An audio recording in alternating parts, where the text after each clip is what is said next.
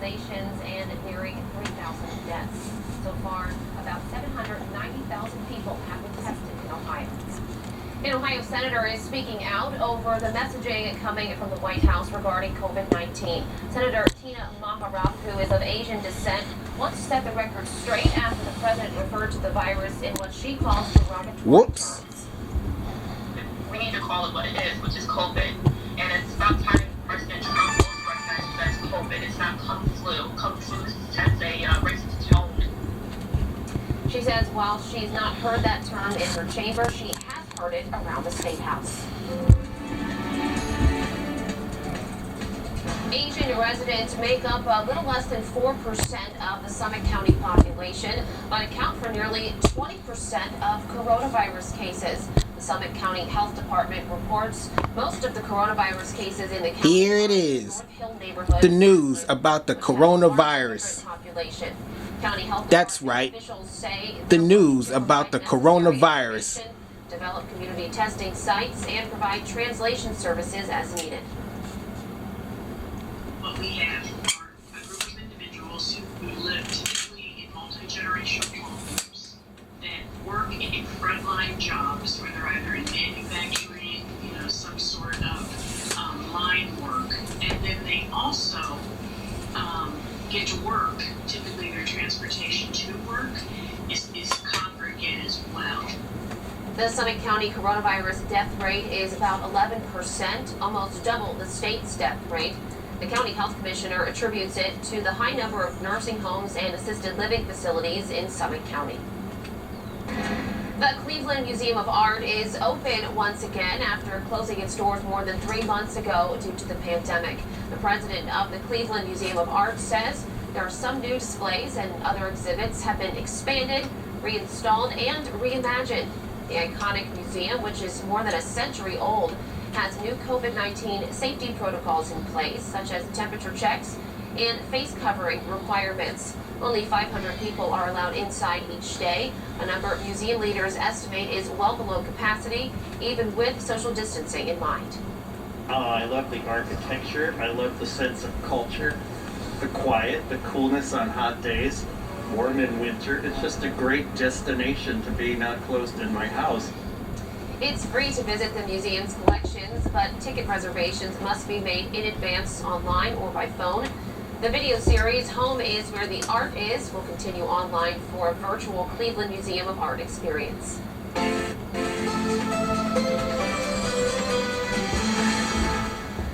Well, good Wednesday to you. I'm meteorologist Charlotte King. Here's your latest weather on the One's updated forecast. Now, before we welcome you into July and how we start off the new month, let's talk about some rainfall totals below average for past June. So take a look at Cleveland. Here it is, 2.36 inches. the news about the coronavirus. Usually we're around for as That's far as right, averages go for the rainfall, news about the coronavirus. 3.48, so below average when it came to our month of June rainfall totals. And we're going to continue that way into July. The first 5 days of July will pretty much rain and storm free, and we'll also be heating things up. So looks like July starts off both dry and hot. We're cranking up that heat and humidity. Not so bad for today, and also tomorrow. You'll really notice it, I think, as we head into Friday, Saturday, and especially on Sunday. Keep in mind our average should be around 82, 83 degrees, and we're going to be at least 10 degrees above that heading into your 4th of July weekend holiday. Here's what it looks like outside right now. Pretty nice scene behind me. We've got some passing clouds out there coming off the lake across northeast Ohio, but we've been dry on radar. Nothing to really speak of. Maybe a slight chance today, but most of us will be looking at partly sunny skies. Warm, we're at 86 this afternoon for Cleveland, 86 as well for Akron and Canton. And again, pretty much going to be looking at clear skies continuing after dinner time tonight. So we'll fall down to about 85 by 6 p.m., 81 clocking in at 8 p.m., and then as that sunsets, we'll start to cool off a little more, dropping into the lower 70s by 10 o'clock tonight. So clear skies tonight. We'll drop down to 68 for your overnight low. So a muggy morning tomorrow, but nonetheless, temperatures quickly jump. We're at 78, close to 80 by noon, and continuing to soar into near 90 for your forecasted high on Thursday. And really the humidity becomes a little bit more of what you can notice into the afternoon. We're calling hazy, hot, and humid. That's going to be your 4th of July weekend forecast. Looks like we're at 90 by Friday, upper 80s on Saturday, and then reaching the low to mid 90s even on Sunday's forecast. So we'll talk more details on your 4th of July and what that 7-day looks like coming up in your next Weather on the Ones in less than 10 minutes.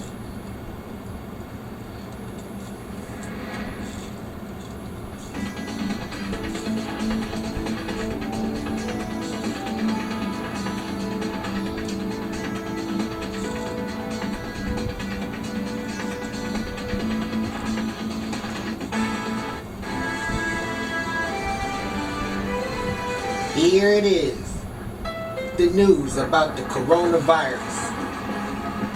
That's right, the news about the coronavirus. Charged engine standard. And every CRV comes with Honda Sensing. Because you never know. Fun to drive wherever you go. The redesigned CRV, the best-selling CUV over the last decade. Get a great deal on the CRV, a KBB.com 2020 Best Buy Award winner. Visit your Honda dealer today. This mother won't guilt trip you, doesn't expect you to call her back, won't stalk you on social, and doesn't compare you to your siblings. Too bad it's not your mother, but now it can be. The new Mother Cruncher chicken sandwich from Rally's. Crispy, crunchy, all-white meat with our signature squawk sauce and all the mother-loving fixings. Or the smoky sweet bacon barbecue Mother Cruncher. Get a better mother. Their new Mother Cruncher chicken sandwiches. Get Rally's delivered. Every morning, the people of Ohio have the opportunity to wake up and start fresh. We want to be a different kind of news channel, putting storytelling and community first. Your morning news, weekday mornings on Spectrum News 1. People are getting back out there, and your Toyota dealers say, welcome back, America. This 4th of July weekend, Toyota is offering 0% financing on 10 different models. Get $1,000 customer cash on an all-new family-size Highlander, or lease one for just $299 a month. The adventurous new RAV4 is just $199 a month, or get the legendary 4Runner with $1,750 customer cash. Welcome back, America. Today, tomorrow, Toyota. We're living in uncertain times, but you can shape the future of our country right now. There are 3 things you can do. First, complete the 2020 census. Your response is completely confidential, and it can be filled out online or by mail. Second, if you're eligible, become a U.S. citizen by starting the process online. And third, if you are a citizen, register to vote now and use your voice on Election Day. To learn more, go to adelanteunidos.com. A federal judge blocking a Trump administration rule that would limit asylum seekers from Central America. The lawsuit focuses on a rule prohibiting migrants from seeking asylum in the U.S. if they've lived in or traveled through third countries. That means preventing people traveling through Mexico from claiming asylum. The administration argued the rule was needed to hold back asylum claims at the border. The judge pointed to new coronavirus restrictions on the border that already largely restrict migrants from entering the U.S. President Trump threatening to veto an important spending bill if it involves dishonoring Confederate leaders. The annual defense authorization bill funds the Pentagon and the country's military operations. Senator Elizabeth Warren is proposing adding the removal of names of Confederate generals from all military bases within 3 years to that legislation. President Trump tweeting out his disapproval, saying he would veto the bill if those bases were to be renamed. The amendment does have some bipartisan support. Members of the Congressional Black Caucus reacting to this threat, saying they don't believe the president will veto that bill.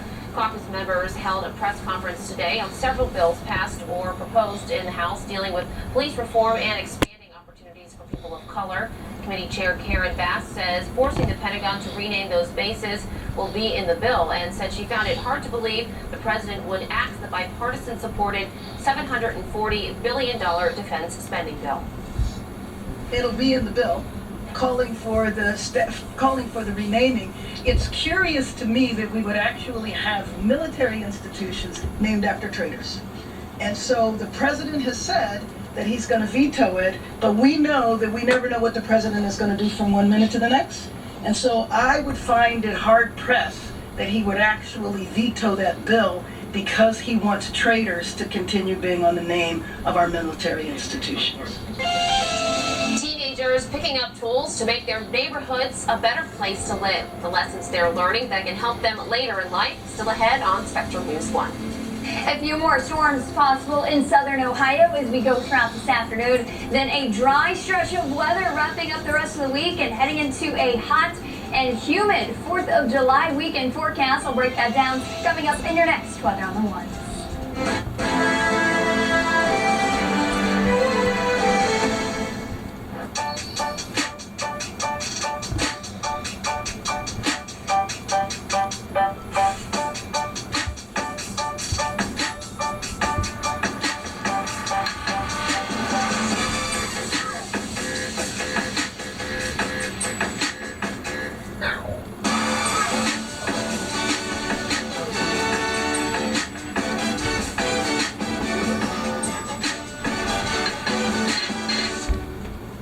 It also gave me a better perspective on news.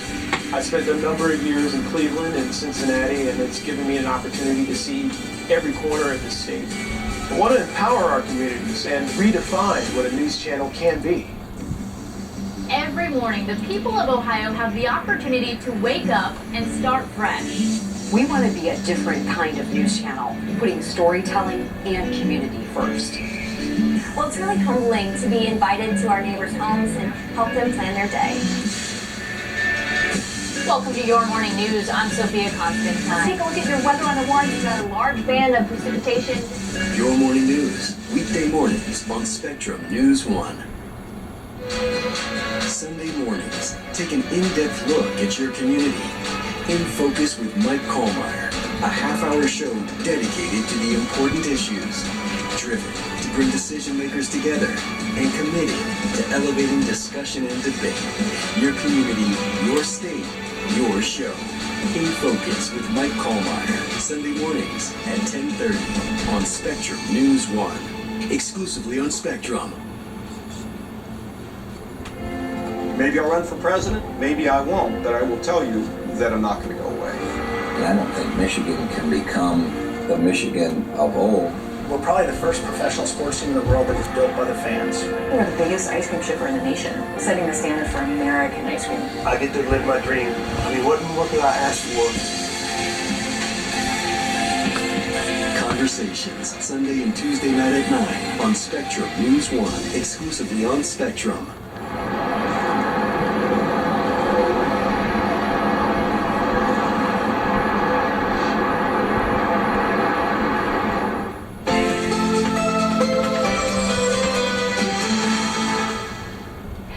Meteorologist Robin King, thanks for joining me. Here's a quick look at that Weather on the One's updated forecast on this Wednesday. It's another warm afternoon today. Not a bad one. We've seen some cloud cover to start off the morning, but we'll continue to clear out those skies even as we head toward dinner time tonight. You can see some of those clouds moving in across northeast Ohio, but they'll continue to sink southbound, and overall we will continue to look at clearing skies as we go throughout the overnight hours. Right now, no clouds have the chance to produce any showers. Most of us are dry on radar this afternoon, and we'll continue to warm. We're back into the 80s, still under that east-northeast wind, so it is warm outside, but it's not as hot and humid as what will be really in the next day or so. So heads up there. Temperature-wise for today, 87 in the Cleveland Metro, 85 in Mansfield. Feeling pretty comfortable though along the lake today in the low 80s, 81 in Sandusky. So temperature-wise, we're in the mid-80s for most of northeast Ohio, staying mainly dry as well, and we'll continue to clear out those skies as we go for the rest of our evening hours. So throughout dinner time tonight, we're at 85 degrees at 6 p.m., 81 by 8 o'clock, and then we're not into the 70s until closer to sunset tonight. By 10 o'clock, we're at 73 degrees. We'll fall down to about 68 for your overnight low. And again, skies will continue to clear, and we'll be pretty suntastic for tomorrow. Still warm and muggy, 86 for your daytime high, but the heat cranks up. We're talking a stretch of 90-degree weather as we head into Friday, Saturday, and Sunday. Hazy, hot, and humid for that 4th of July weekend forecast. So the good news is we're dry for any outdoor plans, but if you have any plans outside, plan ahead. Make sure you stay hydrated. Make sure to put on that sunscreen because we'll see plenty of sunshine as we head into, again, our holiday weekend. It looks like in the middle half of July, temperatures across the Ohio Valley and most of the Midwest will be above average. We'll continue to track that, but 90s in that 7-day forecast.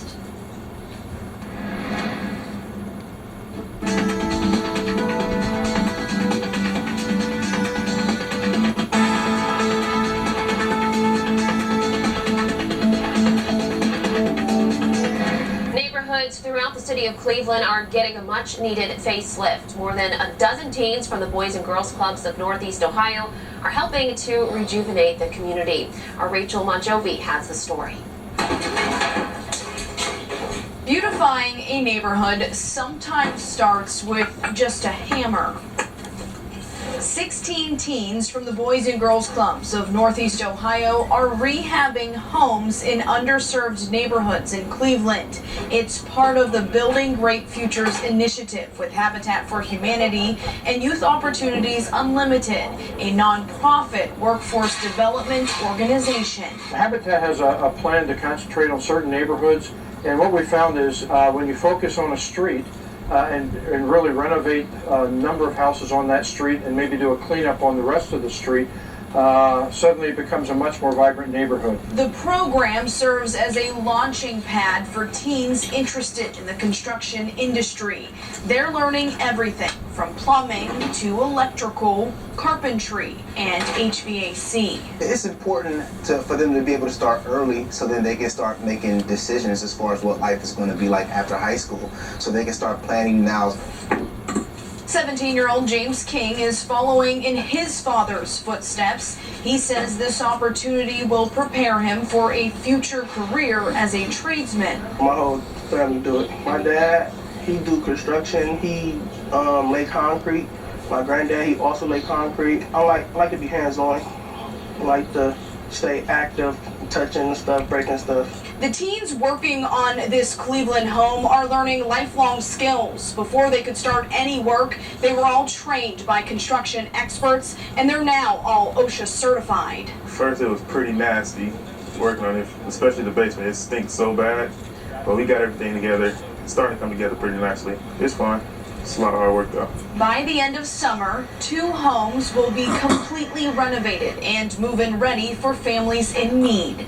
Meaningful work that will leave a lasting impact. The impact and the work that they're doing has a larger impact on the community as a whole, and even affecting the lives of some people, and it's fulfilling for them as well. For Spectrum News, I'm Rachel Monjovi.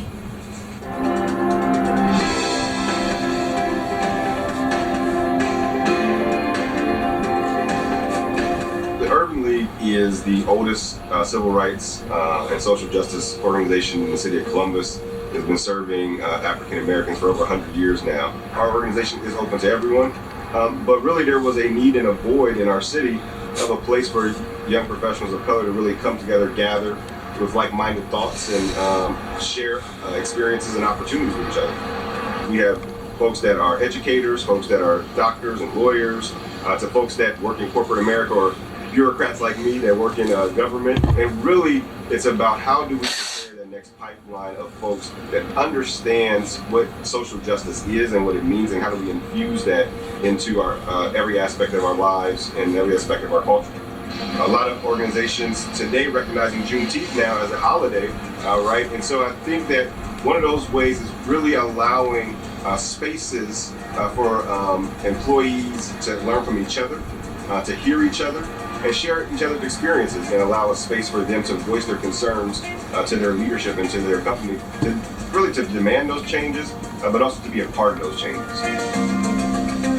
We're absolutely at a moment, but what I'm more excited about is that there's an opportunity for a movement. And so the difference between a moment and a movement is sacrifice. There are some folks that have to raise their voice at the workplace, and that's a sacrifice, because there may be repercussions to that.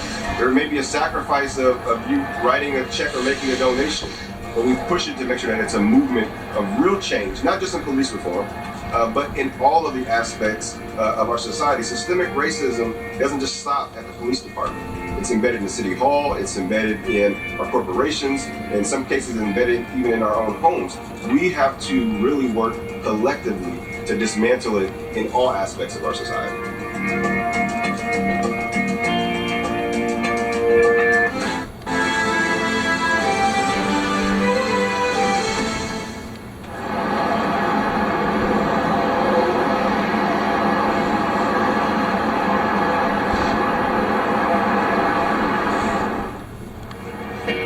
It doesn't feel like a job to me. Journalism is my passion. I started out as an actress and singer, which isn't the typical way to get into broadcasting.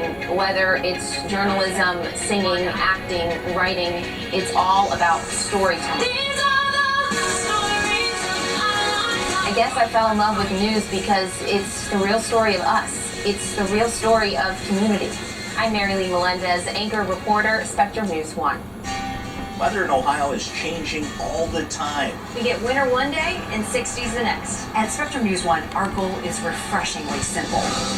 We bring you an accurate, reliable, and local forecast every 10 minutes. We have an incredible, experienced team of people. We don't just know about the weather, we know about Ohio. You never have to wait for your forecast with your Weather on the Ones. Weather on the Ones, every 10 minutes, exclusively on Spectrum. Sunday mornings, take an in-depth look at your community. In Focus with Mike Kohlmeyer, a half-hour show dedicated to the important issues, driven to bring decision makers together, and committed to elevating discussion and debate. Your community, your state, your show. In Focus with Mike Kohlmeyer, Sunday mornings at 10:30 on Spectrum News 1, exclusively on Spectrum. Maybe I'll run for president, maybe I won't, but I will tell you that I'm not going to go away.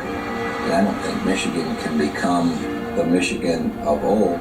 We're probably the first professional sports team in the world that was built by the fans. We're the biggest ice cream shipper in the nation, setting the standard for American ice cream. I get to live my dream. I mean, what more could I ask for? Conversations, Sunday and Tuesday night at 9 on Spectrum News 1, exclusively on Spectrum.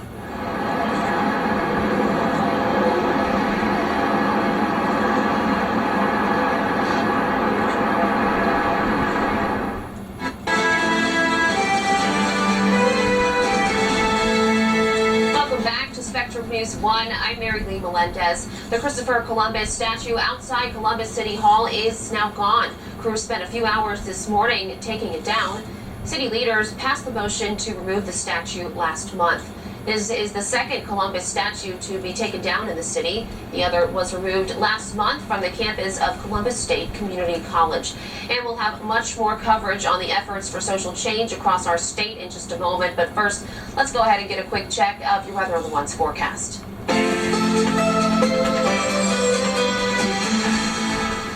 Partly to mostly cloudy skies across the Ohio Valley for today. Still the chance for an isolated shower or storm as we go throughout late this afternoon in southwest and southern Ohio. But if you're further north across I-70 and especially into northern Ohio, we'll look for a dry sky today. So an isolated shower or storm from Cincinnati in throughout closer to the Ohio River. Some of those clouds bubbling up late this afternoon may produce, again, a spotty shower or storm. Here's how we break down those chances for today. So about a 30% chance in Cincinnati and just about a 20% chance for Dayton. Elsewhere, we are hot and humid, or at least warming up, and this will be the trend, a very hot one heading into the second half of our week, and especially for that 4th of July weekend forecast. So overnight tonight, skies will clear. We're down into the mid to upper 60s for your overnight lows, and then here comes the stretch of 90s. Yeah, temperatures tomorrow afternoon, most of us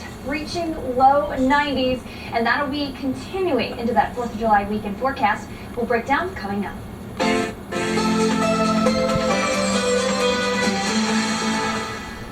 Well, good Wednesday to you. I'm meteorologist Robin King. Here's your latest weather on the One's updated forecast. Now, before we welcome you into July and how we start off the new month, let's talk about some rainfall totals below average for past June. So take a look at Cleveland, picking up on 2.36 inches in the month of June. Usually we're around, for as far as averages go for rainfall, 3.48, so below average when it came to our month of June rainfall totals, and we're going to continue that way into July. The first 5 days of July will pretty much rain and storm free, and we'll also be heating things up. So looks like July starts off both dry and hot. We're cranking up that heat and humidity. Not so bad for today, and also tomorrow. You'll really notice it, I think, as we head into Friday, Saturday, and especially on Sunday. Keep in mind our average should be around 82, 83 degrees, and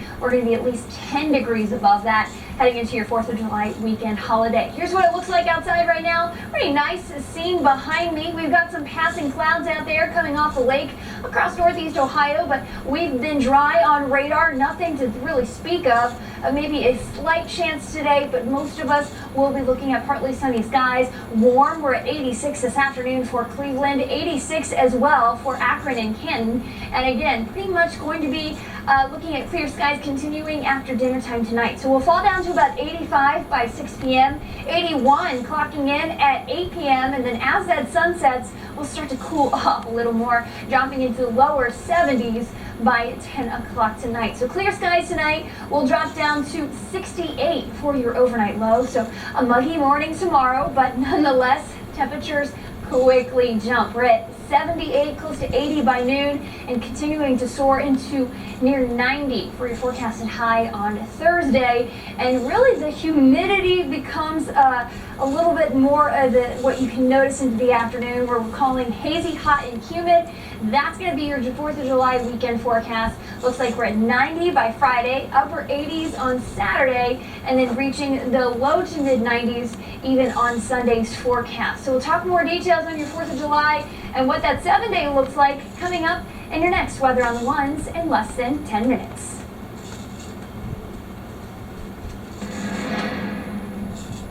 Other troubling trends. Our Taylor Bruck takes a look at the data in Summit County. Asian residents make up just under 4% of the Summit County population, but account for nearly 20% of coronavirus cases. That's nearly 1 in 5 people.